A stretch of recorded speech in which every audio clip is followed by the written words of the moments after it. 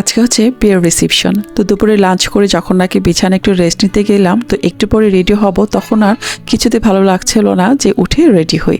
তো এটা আমি আবার আমার ছেলের সাথে শেয়ার করছিলাম যে কেন যেন উঠে যে রেডি হব আমার একদম ভালো লাগছে না। তো বললো কেন না তুমি পার্লারে যাও। ওর পাপাও শুনলো, শুনে বলছে যাও পার্লারে যেয়ে রেডি হয়ে আসো। এখন বাসায় রেডি হয়ে আর পার্লারে যাই, উঠতে তো আমাকে হবেই। তো এখন দুজন তো নাছর বান্দা, যাও পার্লারে যেয়ে রেডি হয়ে আসো।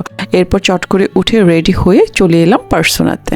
ড্রেস চেঞ্জ করে এখন মেকওভার নেওয়ার জন্য আমি বসেছি। ওরা ফার্স্টে আমার ফেসটাকে একটু ক্লিন করে নিয়েছে, এরপর ওরা মেকওভার শুরু করবে। ফার্স্টে ওদেরকে আমি বললাম আমার ভারী মেকআপ না, আমি একদম খুব লাইট মেকআপটা নিব। তো যেহেতু আমি হোয়াইট শাড়ি পরবো, আমার মেকআপটা যেন হোয়াইট হয় আর মেকআপটা খুবই লাইট। তো এর মধ্যে ওরা আমাকে একটু ব্ল্যাক কফি দিল, কফিটা খেলাম, এটা একটু দরকার ছিল। আর এর মধ্যে আমি রেডিও হয়ে গিয়েছি। তো মেকওভার আমার কমপ্লিট, আর শাড়ি পরা আর চুলটাও বাঁধা হয়ে গিয়েছে। আমার সাধারণত চুল ছাড়াই থাকে, আজকে একটু চুলটা বেঁধে নিলাম, সাথে একটু পার্ল দিয়ে। চুল বাঁধাটা আমার কেমন হয়েছে পার্ল সহ অবশ্যই কিন্তু কমেন্টে জানাবে।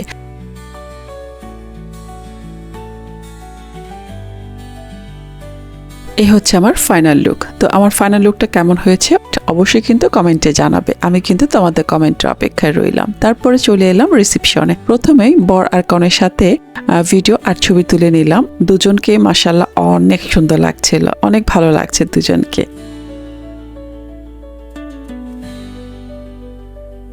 এরপর কনের সাথে আমি একটু ফুটেজ তুলে নিলাম।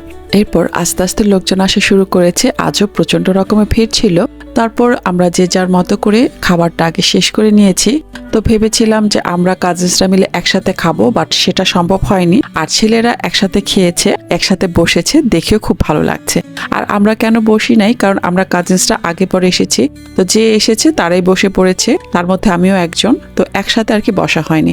আর সেরকম যে সবাই মিলে একটু গল্প করব, কথা বলবো, সেটাও তেমন একটা হয়নি। কারণ রিসেপশনের মতো তেমন একটা কোনো কথা বলার কোনো সুযোগ নেই। কেমন কেমন করে যেন সময়গুলো গেল। এখন বাসায় এসে খুবই আফসোস বা মনে পড়ে কোনো একদিন কাজিনসটা যদি আবার নতুন করে কোনো এক ডেতে আমরা দেখা করি, তাহলে হয়তো সবাই মিলে গল্প করব, খুব গল্প করব, খুব এনজয় করব। এর মধ্যে আমার এক ভিউয়ার্স, এই যে ওনাকে দেখতে পাচ্ছেন, সে দূর থেকে এসে আমাকে বলছে যে আপনি কি ব্লগ করেন? আমি বলছি হ্যাঁ। বলছে আমি তো আপনার ব্লগ দেখি, আমি তো আপনার ব্লগ আমার খুবই ভালো লাগে। তো এই কথাটা শুনে কার না ভালো লাগবে, আমার তো খুবই ভালো লেগেছে। এবং আমাকে যেমন আপনার ভালো লেগেছে, আপনাকেও আমার ভীষণ ভালো লেগেছে। এবং এসে যে আমার সাথে কথা বলেছে, এই জন্য আপনাকে অনেক অনেক ধন্যবাদ। আর এর মধ্যে কাজিনসটা সবাইকে ডাক দিয়ে একসাথে জড়ো করলাম। এখানে আমরা অনেকগুলো ছবি তুললাম, এখন ভিডিও তুলছি। তো ওদেরকে আমি বলছি যে এমন করে সবাই একসাথে দাঁড়াই, সুন্দর করে রিলস বানাবো।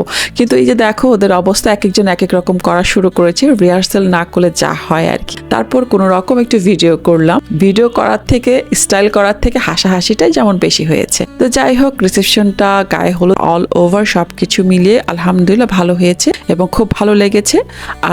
আর দোয়া রইল নতুন বর কনের জন্য, ওরা যেন সবসময় অলওয়েজ ভালো থাকে। শেষমেশে এখানে বাকি কাজিনসটা আবার এসে বসেছে। ওরা আমাদেরকে প্রচন্ড রকমের ছবি তুলে দিয়েছে।